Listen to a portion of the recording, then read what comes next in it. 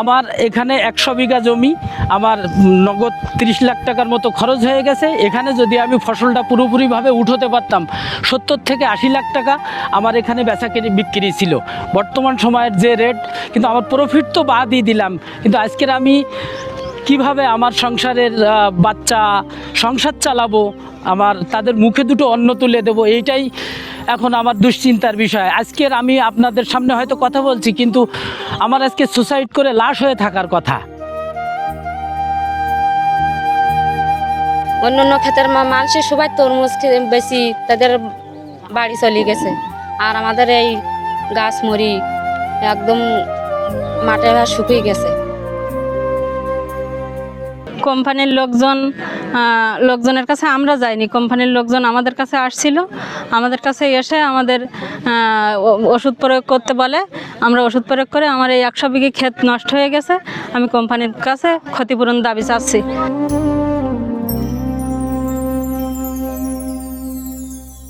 ওরা কেউ দুটো লোক বাড়িও যায়নি, আমরা আসি দেখি ওরা বসিরই খালি কান্দাকাটা করছে।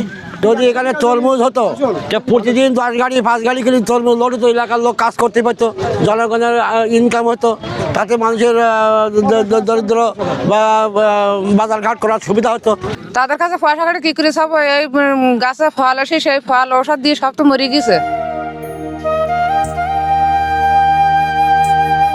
এখন তরমুজ নেই, এখন আমাকে কাজও নেই। আমাদের গাছে যখন ফল 1 কেজি 500 বা 1.5 কেজি পর্যন্ত হয়, তখন আমাদের গাছে হালকা হালকা চিলচিলি পোকা লাগে। চিলচিলি পোকা লাগার পরে আমরা বায়ার কোম্পানি বিশ্বজিৎ ঘোষের সঙ্গে কথা বলি, তখন উনি আমাদেরকে একটা মেডিসিন দেয়। মেডিসিন দেওয়ার পরে আমরা ব্যবহার করি। মেডিসিন ব্যবহার করার পরে প্রথম দিন ব্যবহার করলে গাছ সবুজ কালার থাকে, দ্বিতীয় দিন ব্যবহার করার পরে গাছে হলুদ কালার চলে আসে, তৃতীয় দিন আমাদের গাছ মাঝমরা হয়ে যায়। মাঝমরা হয়ে যাওয়ার চতুর্থ দিন পর থেকে আমাদের গাছে সমস্ত ফল আস্তে আস্তে কালার হয়ে যায়, আপনার ওই ইসের মতো, ওই কদবেলের মতো কালার চলে আসে। বিষের মাত্রা আবার ডোজ দিয়ে গেছে, তার কারণে তোমার ওই ক্ষেতটা নষ্ট হয়ে গেছে, মানে বিষের কারণে পড়িয়ে গেছে।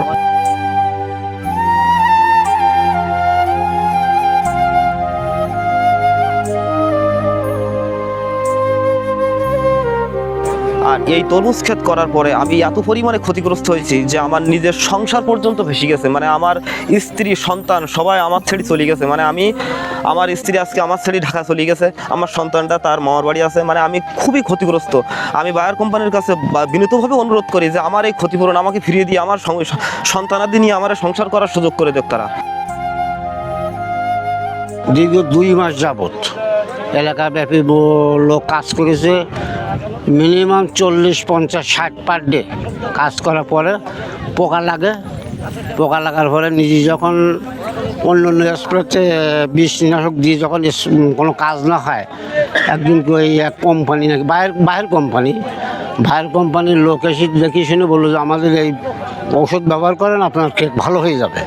সেই ওষুধ প্রথম দিন ব্যবহার করলো, দ্বিতীয় দিন ব্যবহার করার পরে গাছগুলো আস্তে আস্তে মরা শুরু করলো, লাল হওয়া শুরু করলো, এবং হতে হতে গাছগুলো মরেই গেল।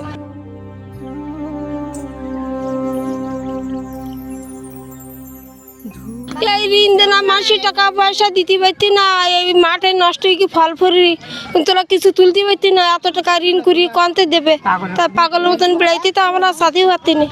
যখন ওই কোম্পানি আসলো, এসে এই ওষুধের একটা সাজেশন দিল, দিয়ে ওই ওষুধ ব্যবহার করি এই গাছ সাপে এরম মরা ধরেছে, সবার তরমুজ উঠে গেছে, আমাদের গাছ মরি এই শুকিয়ে গেছে। যখন আমরা গোড়া বাঁধিছি তখন কত সুন্দর দেখা গেছে, এই ফলগুলো আমরা এসে দেখি গেছি, তারপরে দেখি গাছগুলো মরা ধরেছে, ফলগুলো আস্তে আস্তে আস্তে শুকিয়ে যাচ্ছে।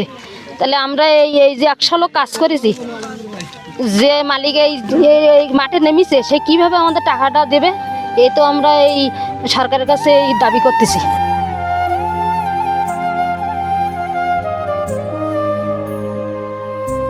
এই যে আমার গাছ, এখন তো গাছ নষ্ট হয়ে গেছে, সমস্ত গাছগুলো অনেক বড় বড় গাছ, আরও দেখতে পাবেন। এটা তো কিন্তু বায়ার কোম্পানির যে ফিল্ড অফিসার বিশ্বরূপ ঘোষ, উনি আমার মাঠে আসছিল, উনি আমার মাঠে আসার পরে আমার এই প্রেসক্রিপশান দিয়ে গেছে, এই তার উনি এখানে লিখে রাখছে যে বিশ্বরূপ ঘোষ কৃষিতে স্নাতক বিএড, তার যে প্রেসক্রিপশান পুরোটা আমার ফলো করা লাগেনি। তার প্রেসক্রিপশানটা 2টো স্প্রে করার পরপরই আমার মাঠ মরা শুরু হয়ে যায়।